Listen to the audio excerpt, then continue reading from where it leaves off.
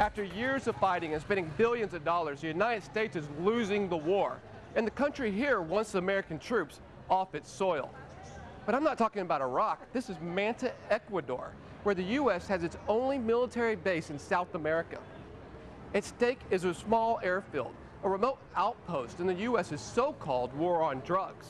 But this isn't where the real fighting's happening.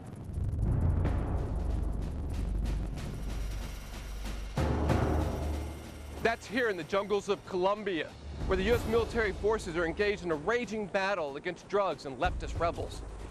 These shock troops are junglas. They're an elite police force trained and equipped by the Americans, and they're the tip of the spear in the fight here.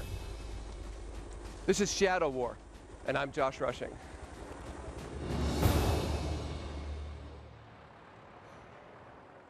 From the outside, this air base in Manta, Ecuador, doesn't seem like it should cause much controversy. But it's what's inside that's creating all the furor.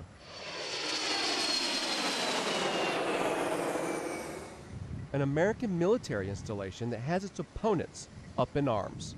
In 1999, the U.S. signed a 10-year lease for space on the Ecuadorian base, then spent $71 million to rebuild the runway and upgrade the facilities. It is now the United States' only military base in South America and a center for counter-narcotics operations in the Pacific. We average normally between 200 and 250.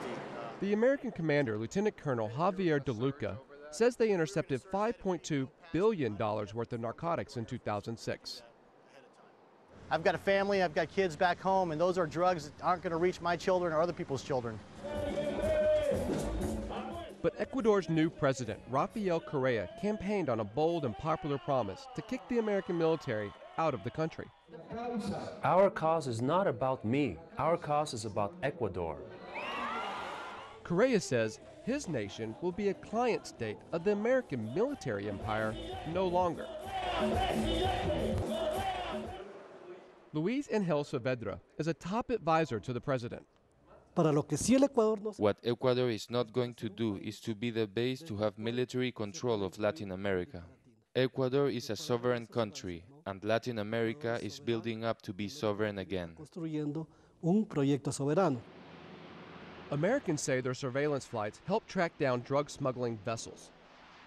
Critics charge the flights launched from Manta have more to do with the civil war in Colombia than they do with any war against drugs. The objective for controlling drug trafficking is not a fight for Ecuador. Ecuador does not have drug trafficking. This is a Colombian problem. But there is another point of view. The majority of Manta residents actually support the American military presence. I have seen the Americans helping here in the schools in Manta. We feel that they are our friends. The United States is not an enemy country to Ecuador. Jorge Zambrano is Manta's popular mayor. The majority of the people of Manta are not agreeing with the president. And even fishermen, the backbone of Manta's economy, say they appreciate the Americans. Since the Americans have arrived, I have seen much progress here. The port is better, the schools are better. Zambrano suspects there may be other motives at play for the opposition. It does have to do something with the presence of Americans in Iraq. That's why some people do not like Americans. Seeing what his president is doing, his government, or their government is doing, On the verge of being kicked out, the U.S. is now launching a different kind of mission from the base. The U.S. Embassy has started to try to convince people that their presence is necessary. Today, Americans are painting schools. They have donated fire trucks and cars to the civilian police, aiming to convince people that their presence is necessary. I'm Josh. Welcome to my country and to my base. Thank you very much for Nice to having me. meet you. Lieutenant Colonel Eduardo Cardenas is the commander of the Ecuadorian side of the installation. Sure. In what ways does Ecuador and the Ecuadorian military benefit from the U.S. military being here in Manta? It allows us to be trained and updated in base security, general courses in aviation, technical courses, and security training. 3 American officers and 1 official from the U.S. Embassy sit in on our interview with Cardenas. Sí, son muy The importantes Americans are porque nos important here permite because frenar they el allow tráfico us to ilegal stop drug de trafficking. drogas. Part of the argument that the Americans are playing down their presence here. They take exception to the word base. What do you think the biggest misperception is? The biggest misperception is this is a U.S. base. It's a forward operating locations that we are. We're located inside an Ecuadorian Air Force base, and everything is done under the guidance and control of the Ecuadorian Air Force. And all that's our age equipment back DeLuca can call it what he wants. I was in the military for a long time, and it looks like a base to me. There are no tanks or infantry, missiles or artillery. A couple of hundred Americans are stationed here, and according to the lease, there can be a maximum of 6 American aircraft.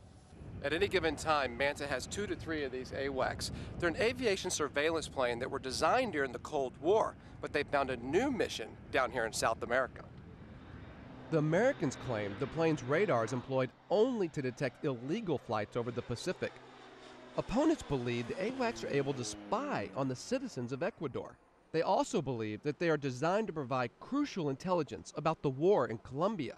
I asked the AWACS pilot, Lieutenant Colonel Preston Kites, to show me what the capabilities really are. Parts of the plane are impressive. How far can they see with a radar like this? Our radar sees 250 miles in every direction. And other parts surprisingly limited. What can this plane not do? We can't record voice communications. As far as finding people or anything on the ground, I have no ability to do that whatsoever. I can't record telephone conversations. If someone's speaking on a radio, I can't find the frequency and listen to them on the radio. I can't do any sort of Cell phone? Cell phone, no ability of that whatsoever. So the planes don't have the ability to spy, as some claim. But do they put Ecuador in the middle of Colombia's civil war? This has nothing to do with the operation in Colombia. This operation here is strictly counter-narcotics operation for the maritime patrol activity that we do out here in the Pacific. But the pilot says no matter what the official line may be, the reality in the air is different. What areas do you fly over on your missions down here? We're allowed to fly over water and then over the country of Colombia. Those are the only ones for missions that we're authorized to make overflight of. When we're in Ecuadorian airspace, it's an Ecuadorian, and then when we get into Colombia, they swap. The Ecuadorian goes to the back, and the Colombian sits here. DeLuca acknowledges that's true, but stonewalls and says he won't discuss it further. So it is related to war in Colombia in that way. I'm not going to comment on that. I will comment on the Air Bridge Down mission that we fly and the missions that we do out of here in relations to the counter-narcotics operation. La base de Manta. Now they want to convince us that the Manta base has nothing to do with the internal conflict in Colombia. The base is a problem for Ecuador. Being part of the Colombian conflict could mean the American base in Manta could be a target. Conflicto armado puede convertirse en un blanco militar. I can't speak for the operation in Colombia. I can speak to you about the operation here at Manta. We go to Colombia to see how America's war on drugs is going there.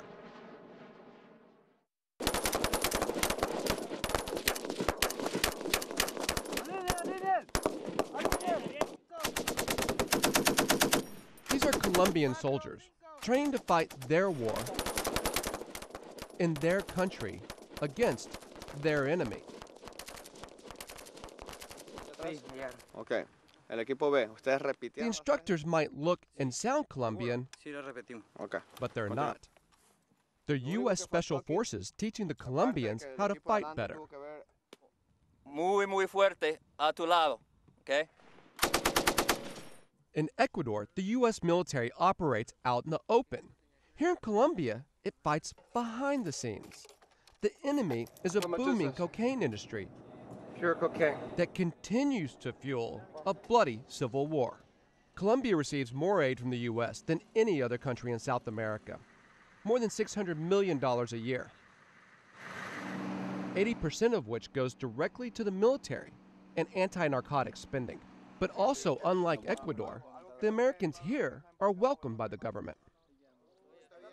To a lot of them is an honor having us here and helping them out, you know, in their war. America's military presence in Colombia is not a secret, but the full extent of that presence is not well known. There's a military presence in Colombia at all levels, be it the Air Force, the Navy, the Marines, the Army. We've been asked to disguise this advisor's identity. His business is fighting wars and killing bad guys, And in Colombia? We do hear that some fighting is very intense. Some guys will go into the field, they'll take 2, 3 casualties, or they will inflict a lot of casualties on the insurgency itself. As an American Special Forces soldier, he fought in Afghanistan and Iraq. Now he trains Colombian soldiers, imparting America's lessons learned from the wars there to the insurgency here. The U.S. forces bring a total realm of training opportunities to the Colombian forces here. Having a U.S. presence here will basically help them to continue to take the fight to the insurgency. A lot of the Colombian military itself is molded or shaped after American doctrine. They're special forces which are molded after our special forces troops. Special forces, such as the Junglas, airborne commandos created, trained, and supplied by the U.S. Their job is to identify and pursue high-value targets and to find and blow up massive cocaine labs deep in the Colombian jungle. How effective is the American training? To find out, we linked up with a group of Jungla fighters as they head out on a mission. That part of the story when we return.